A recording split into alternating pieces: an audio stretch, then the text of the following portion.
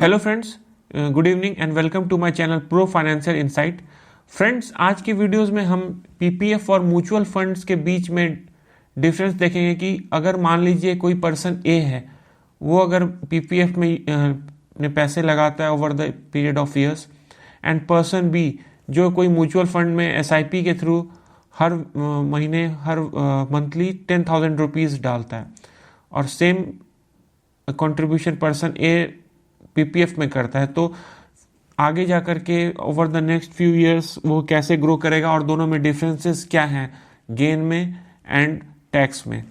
तो आइए फ्रेंड्स, एक कंपैरेटिव स्टडी के देख करके हम लोग देखते हैं कि कौन सा फाइनेंशियल इंस्ट्रूमेंट ज़्यादा सेफ एंड ज़्यादा मतलब कि गेन देने वाला हो सकता है। तो देखते हैं यहाँ पे पर्सन ए जिसने पीपीएफ में हर महीने इन्वेस्टमेंट पर मंथ 10,000 रुपीज़ की है। कितने ओवर द पीरियड्स, कितने साल के लिए? 15 ईयर्स के लिए। और अभी जो पीपीएफ में इंटरेस्ट चल रहा है फ्रेंड्स, ये 7.1% है। ये हर 3 महीने पे एक बार इसकी डाटा रिलीज होती है। अभी ये 7.1% पे है। तो इन 15 ईयर्स में कितना इन्वेस्टेड रहेगा? 18 लैक्स हमने मान लीजिए पर्सन ए ने इन्वेस्ट किया over the period of 15 years, तो उसकी जो 7.1% की जो ये मतलब कि 7.1% की जो रिटर्न मिल रही है हर महीने, तो उससे फ्यूचर वैल्यू जो है वो 32.2 लैक्स हो गई पूरी। तो इसी गेन कितनी हुई? 32। तो गेन पीपीएफ में कितना हो गया? 32.2 माइनस 18 इज 14.2 लैक्स। ठीक है फ्रेंड्स, तो यहाँ देख रहे हैं कि गेन जो हो रहा है वो पीपीएफ में 14.2 लैक्स हो रहा है। अब फ्रेंड्स आते हैं, एक पर्सन बी है जिसने हर 10,000 रुपीज़ हर महीने number of years 15 number of years के लिए इन्वेस्ट किया। और हम मान के चलते हैं कि ये लार्ज कैप म्यूचुअल फंड में उन्होंने इन्वेस्ट किया होगा, जो मतलब कि वो 10 से 15 साल का एवरेज रिटर्न 15% अगर हम लोग मानते हैं, तो अमाउंट कितना हो जाएगा? 18 लैक्स पूरे टोटल उन्होंने इन्वेस्ट किए। तो उसकी भी फाइनल फ्यूचर वैल्यू जो 15% पर एनम के हिसाब से जो मतलब कि रेट से जो हो गई है वो 67.7 लाख रुपीज़। तो फ्रेंड्स यहाँ देख सकते हैं कि इतना डिफरेंस है।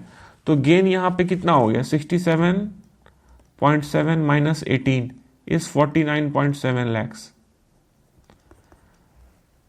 अब फ्रेंड्स आते हैं इसमें टैक्स की ओर देखते हैं।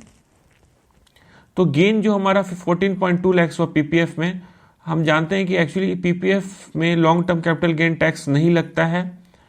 तो जो भी गेन होगा उसमें टैक्स नहीं लगेगा, और वो आप मतलब कि एग्जाम्प्ट मतलब ट्रिपल ई टाइप से मतलब कि ये इंस्ट्रूमेंट है। मतलब कि इसमें ना टीडीएस लगता है, ना आफ्टर जो मैच्योरिटी के बाद भी पैसा नहीं लगता है।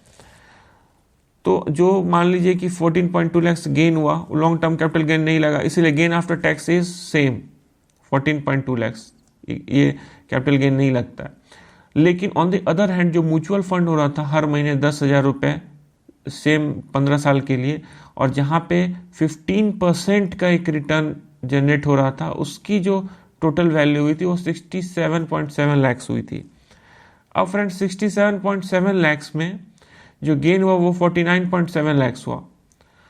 तो long term capital gain tax जो है हमारा म्यूचुअल फंड पे, ये 10% है over the above 1 lakh rupees. मतलब कि 1 लाख रुपए को छोड़ के सारा गेन पे हमें टैक्स लगेगा। तो 49.7 लैक्स हुआ, इसमें से -1 कर देते हैं तो 48.7 लैक्स होता है। तो इस 48.7 लैक्स जो हमारा गेन हुआ है, ठीक है फ्रेंड्स, गेन की बात कर रहा हूँ। गेन कैसे निकाले हैं? Final future value minus 18 lakhs. तो 67.7 लैक्स माइनस 18 इज 49.7 लैक्स। इसमें long term capital gain tax लगेगा। तो long term capital gain tax 10% है अबव 1 लाख। तो 1 लाख तक की गेन को हटा करके जितना होता है उस पर 10%। तो टोटल गेन अबव 1 लाख कितना है? 48.7 लैक्स। अब 48.7 लैक्स का friends 10% 4.87 lakhs as a tax चला जाएगा, एज अ टैक्स। तो हमारा गेन कितना हुआ after tax? 48.7 minus 4.87 is equal to 44.83 lakhs. तो फ्रेंड्स म्यूचुअल फंड्स जो पर्सन बी कर रहा है उसे 44.83 लाख रुपीस का प्रॉफिट हुआ है, और पर्सन ए जो पीपीएफ में एक जो डेट इंस्ट्रूमेंट है उस पर लगा रहा था तो उसे 14.2 लाख का ही गेन हुआ है। इसमें कैपिटल गेन टैक्स नहीं लगता है, 80C के तहत ये एग्जेम्प्टेड है।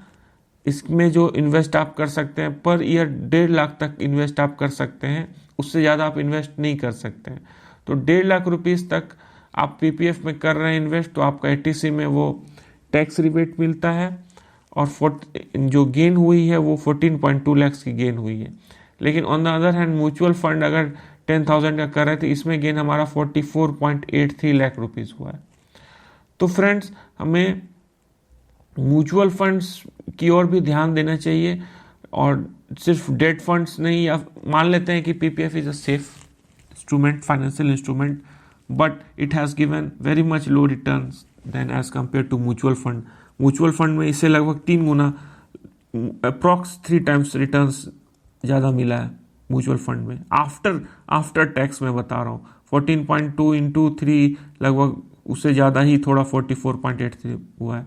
इसीलिए friends we should diversify our portfolio in from debt to gold to mutual fund etc. So friends, take a wise decision, or and always consult your financial advisor before investing in any of the financial instrument. ठीक है, thank you, bye bye.